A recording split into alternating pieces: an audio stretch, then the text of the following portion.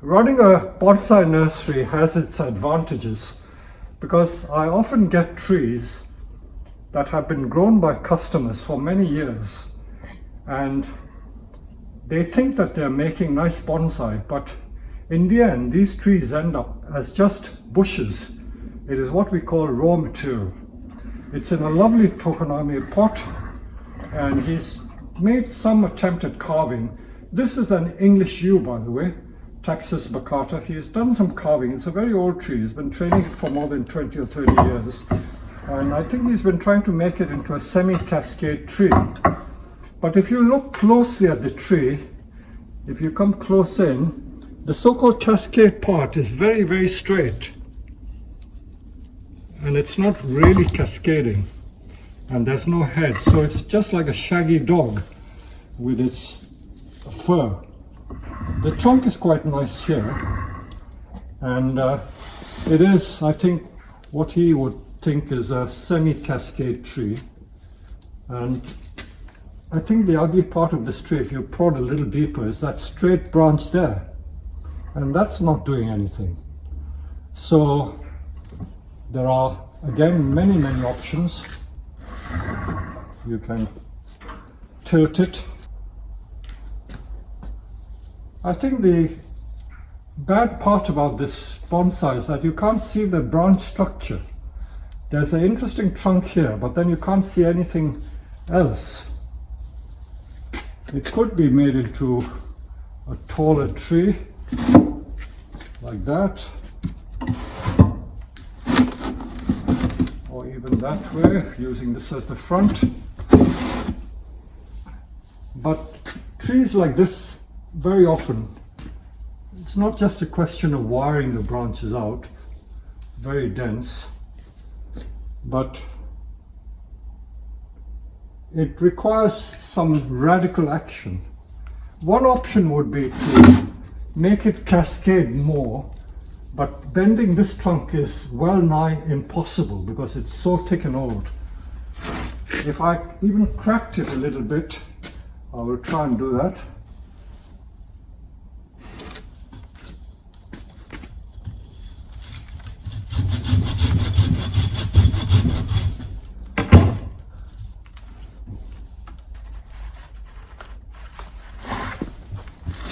I could crack it like that and make it cascade down a little more, but I think this branch here is not very useful. Let's thin it out a bit.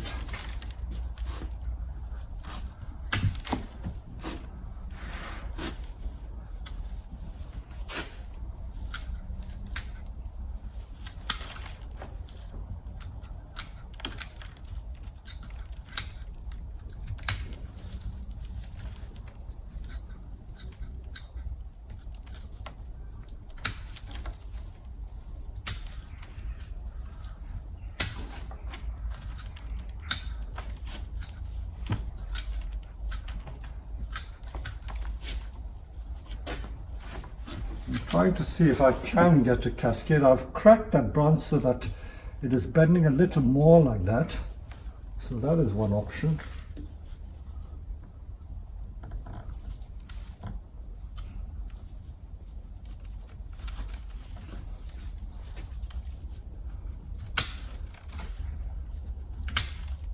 This is where I always see what different options there are. I don't want to run out of options.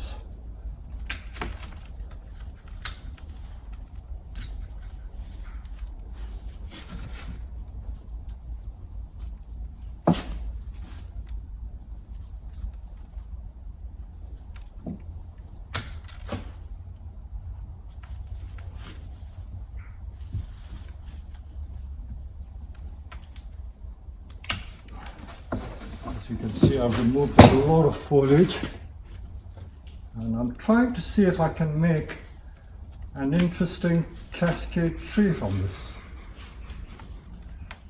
As with all these bonsai problems, every problem has more than one solution. So if it was you, you would probably see another solution in it, and you may criticize me for doing what I did. But I don't think there's any right and wrong, because every solution would turn out quite acceptable to the person who is doing the tree, or more importantly, the person who owns the tree. So as you can see, I've already removed more than half of the original foliage. I'm trying to see if I can get a cascade out of this tree.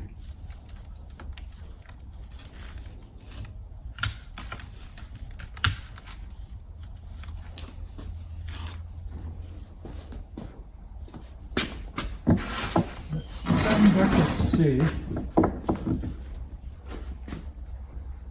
I don't think it's very exciting.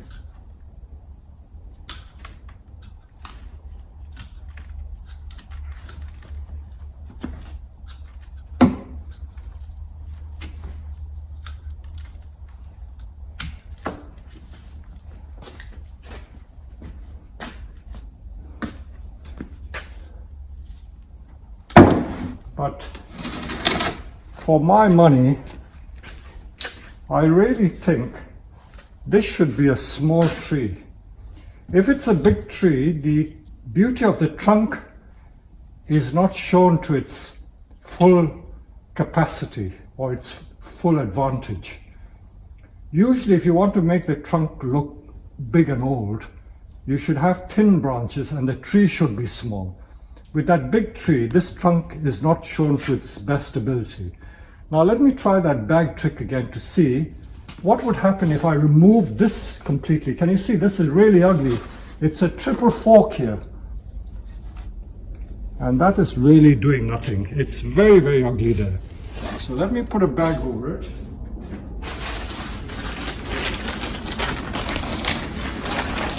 This is a famous bag trick.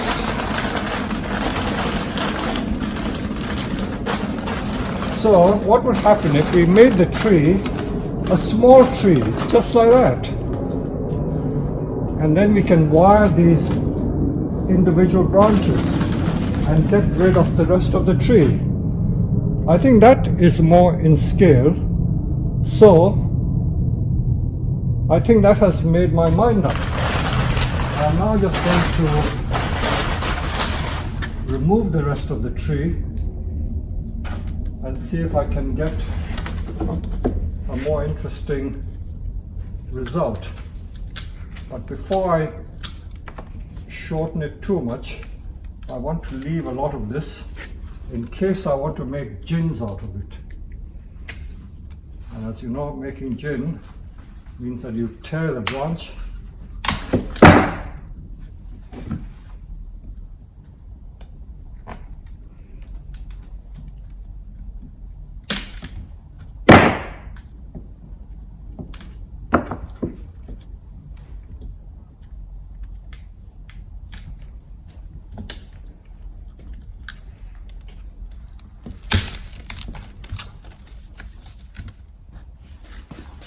If I don't like those gins, I can always remove it completely. But the main thing is to concentrate on this part and see what we can get out of it. I'll just do some very quick wiring to see what is in there.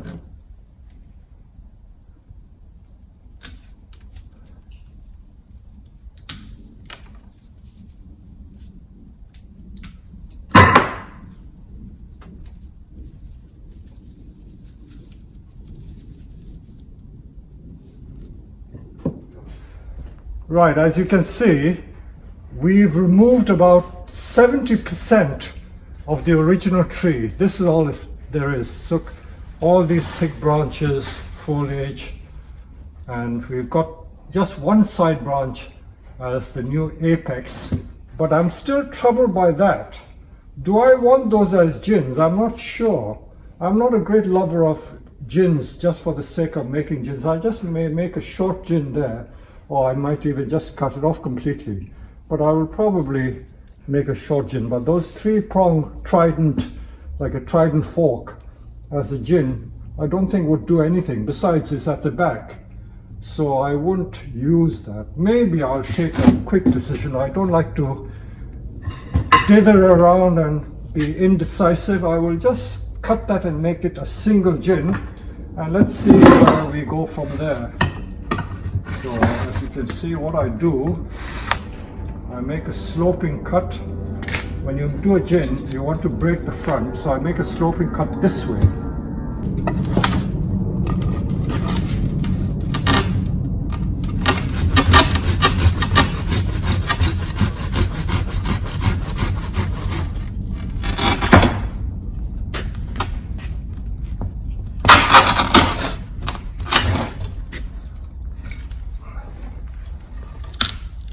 There you go.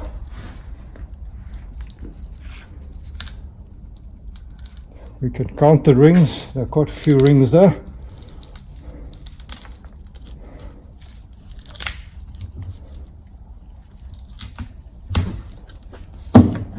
And with my special gin pliers, I'll just curl away that bark. Some people take ages to make up their minds. I don't usually like to take too long in deciding, so I've done that.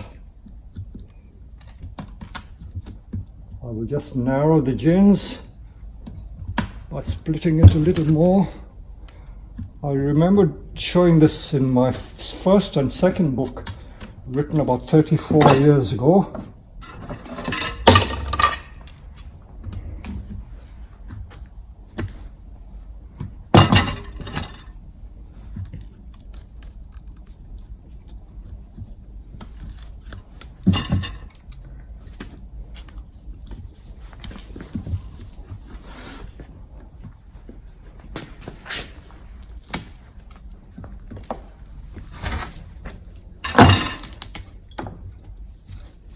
We've got to refine that,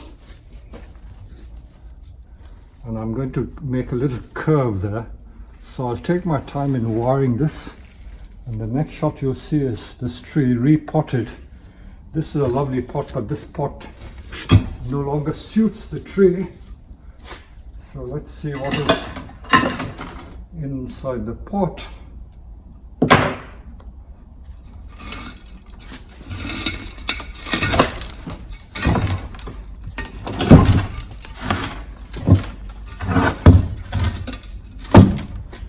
As you can see, the roots are very healthy, and the tree will end up like this, potted at that angle. So I will take my time over the next couple of hours. I will wire these branches, and then you can now see there's a lot of movement in this trunk, lots of movement, whereas before there was no movement, so you have movement now. In fact, if I wanted to, I can even explore this. This is also a very nice front, but it hasn't got the carving that the original owner made, you see. But this is possible, and you can see this bit of gin. But I think I'll try and keep this because he's taken all the carving here, and this base is not bad. So we'll work on this. We've now got to the stage where we can do a bit of wiring to create the ultimate shape, but we still need to decide which we will use as the front. The way I decide on the front is usually on the interest of the trunk line. If the trunk line is very stiff and uninteresting, then I don't use that. For instance, a lot of people would like to use that as a gin, but I'm not enamored by this gin because it's much too straight. Even with carving, it may not come out so good.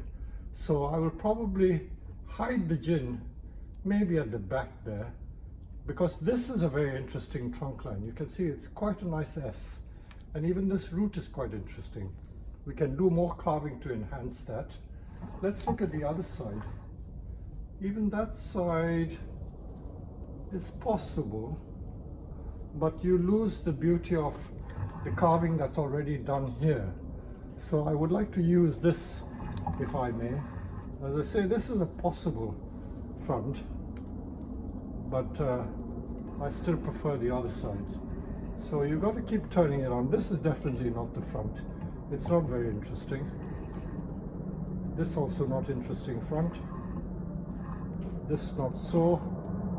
So we come back and then we determine that this is probably the best front. So I've done a little bit of wiring. I will do a little more wiring to see what I can create from that.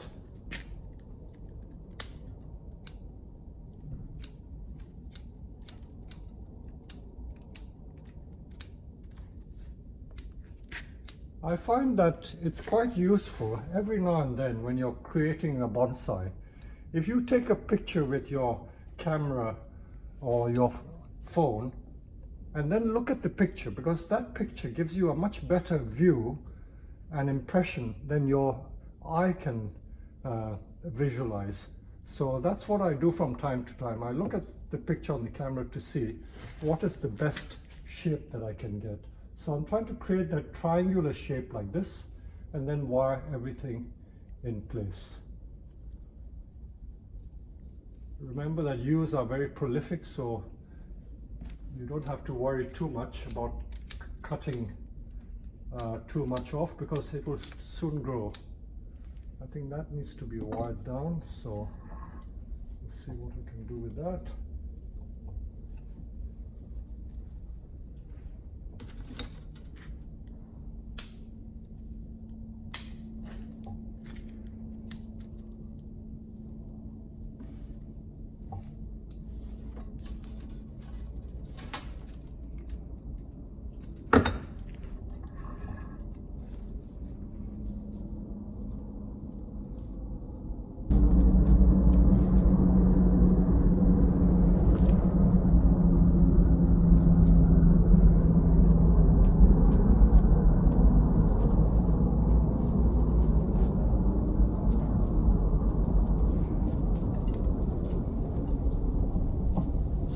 There's a lot of foliage, so I'm being careful not to trap too much foliage, although it doesn't really matter. The foliage will soon grow again, even if you trap it. At this stage, we're not doing any refinement wiring, we're just using the wire to guide the branches to grow in the right way.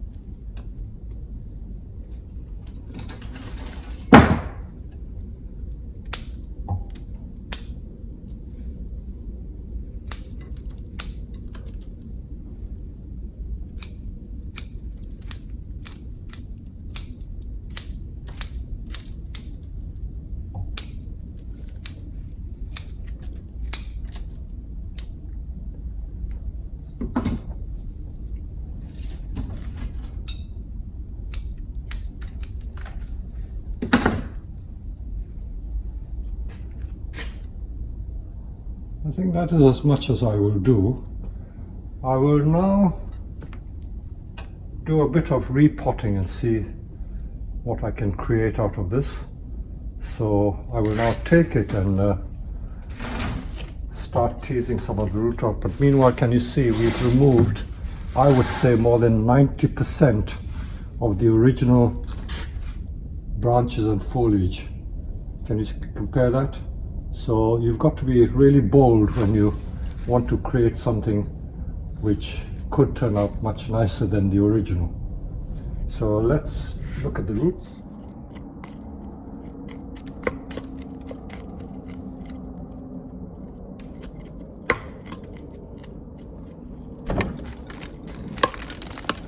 Quite a thick root there, and it may not fit the pot that I will eventually put it in. So I'm trying to remove that with the lopper.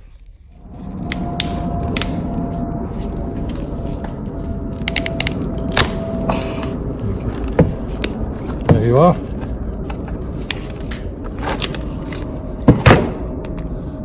removing that thick root over here. And then I can put it in a shallower pot.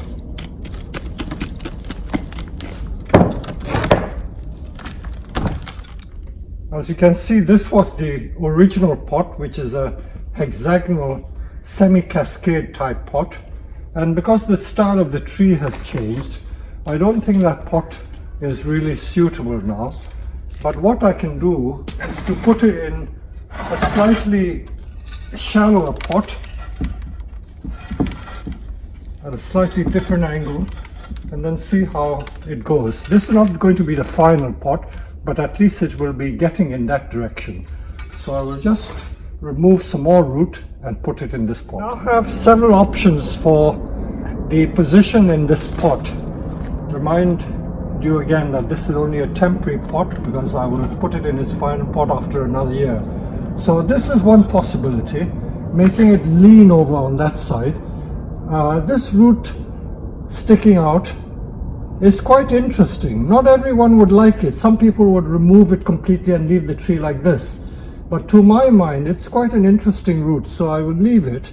And so this is one possibility. But I'm not too keen on this because it looks rather unstable. If I turn it round and just put it slightly like this, which was my original design, this root which is sticking out is less prominent and the tree is more upright, and then the position in the pot is more balanced. It doesn't look unstable. So this is the final position that I will put it in, and this is just a question of tying the tree in and filling the rest of the soil. I'm not going to waste your time showing you how to do this. So this is the tree which is complete, ready for its final putting in this pot. So this is what the tree finally looks like when potted up. I've potted the tree up and I've covered it with some sphagnum moss. As you can see, this is sphagnum moss. I like to use sphagnum moss just to keep the soil a bit damp but not over wet. And although it's a bit full, we can do a little more refining, but since we've just worked on the tree, I'm in no rush to do it. The other thing to note is that the gin has to be refined. Again, there's no rush to do it. It's better to let the tree establish before you do all this intricate carving. And there you are. I think it works quite well. The root which was sticking out is not too prominent. The detail of the carving, which was done several years ago, is quite interesting. I'll leave it. And if you can look at the tree, there is quite a lot of scope for more wiring, but I'll let the tree settle before I do it. And maybe one day this will become a very nice tree, but it will be probably purchased by another customer of mine. But I hope this lesson has been very useful in how we can do some radical transformation of uninteresting trees.